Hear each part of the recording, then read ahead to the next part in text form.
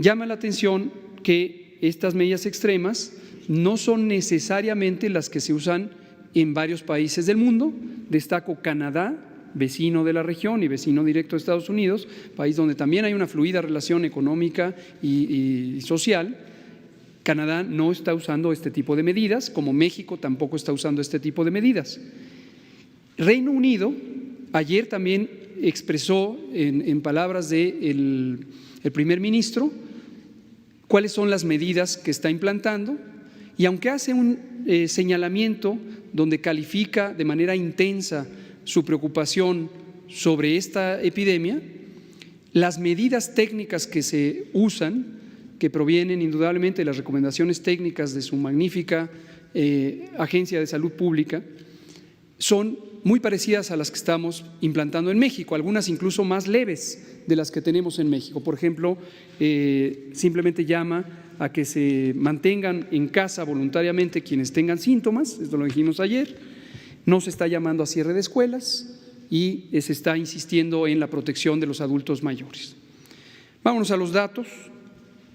En este mapa, que procede de la Organización Mundial de la Salud, que lo publica todos los días, quiero destacar dos cosas. Tienen ahí los casos acumulados, que los presentamos todos los días en la noche, y lo que llama la atención positivamente es cómo la epidemia empieza a ceder en algunos lugares, concretamente en China. Esto lo pueden ver en la tabla que está en el lado izquierdo de la diapositiva.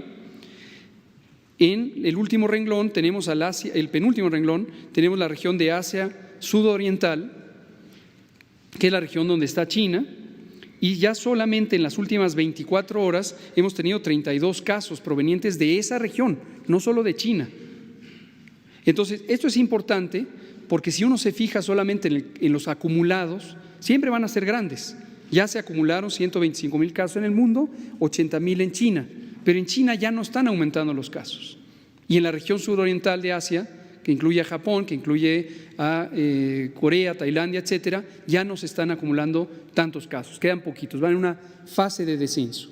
Y geográficamente la epidemia se ha desplazado desde luego a otras regiones.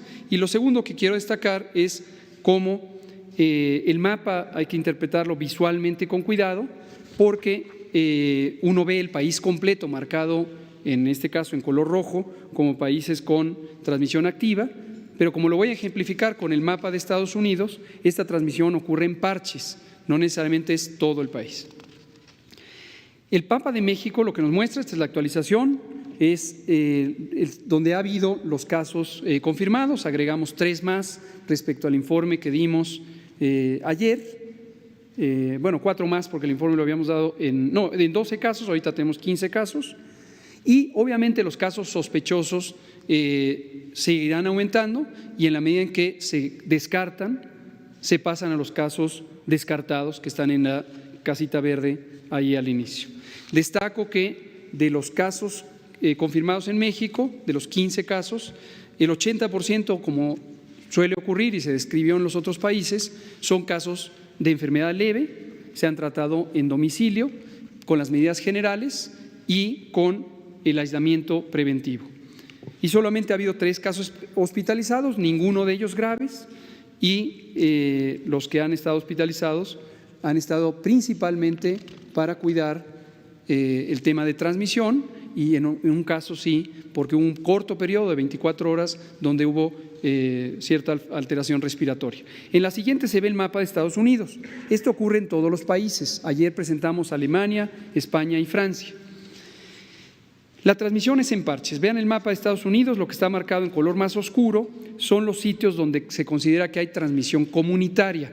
Hemos explicado que transmisión comunitaria es donde ya se propaga al interior del sitio y no solamente a partir de los casos importados.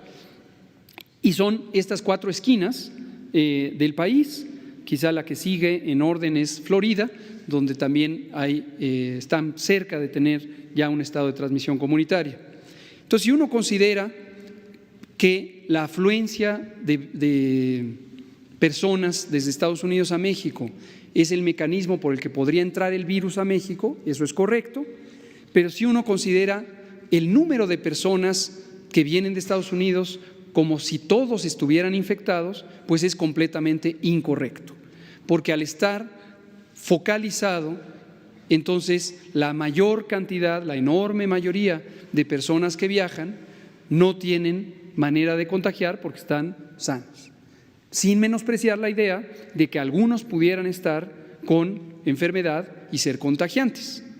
O esto puede ser para connacionales que fueron a Estados Unidos o regresaron, o fueron a Europa, o también nacionales de estos otros países. Ahora, en la siguiente imagen, y por eso les digo que es muy fácil de identificarlo, lo que vemos es esta curva epidémica que hemos explicado, es el número de casos que se dan por día. No se alcanza a ver porque las letras son muy pequeñas, pero abajo son los días que se cuentan desde el 25 de enero, en donde Estados Unidos detectó su primer caso. Y de estos 5 países que aparecen en la lámina, Alemania, España, Francia, Estados Unidos y México, Estados Unidos empezó su primer caso detectado el 25 de enero, que corresponde al primer punto. Y por lo tanto se puede ver el tiempo que ha transcurrido antes de que lleguen todos estos países al periodo, al episodio 2 de transmisión comunitaria. Y vean México al final de la diapositiva. Son estos puntitos que se ven abajo, que son nuestros 12, hoy ya 15 casos. La gente se pregunta, ¿por qué México tiene 12 y los demás tienen 600, 1000, etcétera? Porque México lleva un mes de diferencia respecto al momento de su detección del primer caso. Lo que no quiere decir que no llevemos, porque lo llevamos, desde la mitad de enero, fuimos, ya hemos dicho, lo ha dicho la OMS, el primer país que tuvo una prueba diagnóstica. Entonces, hemos hecho el mismo monitoreo todos los países, pero ellos tuvieron casos aproximadamente un mes antes, lo cual no resulta ninguna sorpresa. La afluencia de pasajeros y la relación también comercial entre los otros países, por ejemplo, Estados Unidos con China en su momento, o Estados Unidos con la región europea, es muchísimo más intensa de la que existe entre China o Europa con México. Entonces, por esa razón, tuvimos menor intensidad de la posible entrada del virus. Pero vean ustedes cómo todos esos países durante todo un mes tuvieron incluso menos casos que México. Vean a España, que a lo largo de todo ese mes tuvo 2 casos y durante todo un mes estuvo con 2 casos.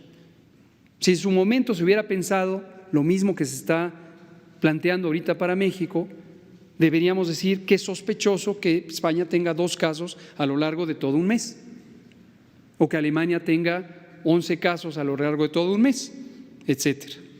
No es sospechoso, así funciona. Y concluyo de esta imagen con la idea que hemos dicho todos los días. Es muy probable que llegaremos al punto en donde en México entremos a un periodo de transmisión comunitaria. También es probable que circulen algunos casos que no hayan sido directamente detectados. Esto tampoco debe preocuparnos, así funcionan las epidemias. Ocurrió así en países, ya sea que hayan restringido viajes o no, porque estos fenómenos tienen un periodo de incubación poblacional. Esto es muy parecido a lo que pasa cuando nos infectamos individualmente, por ejemplo, con el propio coronavirus. Cuando entra el coronavirus a nuestro cuerpo, no podemos detectarlo porque no tenemos síntoma alguno. Y si hiciéramos pruebas en la garganta todos los días, hasta que encontramos el primer día en que hay virus, también pasarían 7 a 14 días antes de que presentemos los síntomas. Y eso médicamente se llama periodo de incubación. En la población pasa lo mismo. Hay un periodo donde no hay manera de encontrar todos los casos existentes o todas las infecciones existentes porque son demasiado pocas. Pero hay un momento en donde ya hay suficientes como para empezar la transmisión. Así funciona y lo que hay que hacer, y así lo hemos hecho, así lo hace Canadá, así lo está haciendo el Reino Unido, así lo hace la gran mayoría de los países, es estar preparados para responder apropiadamente en identificar los casos, diagnosticarlos, aislarlos preventivamente y estudiar a los contactos.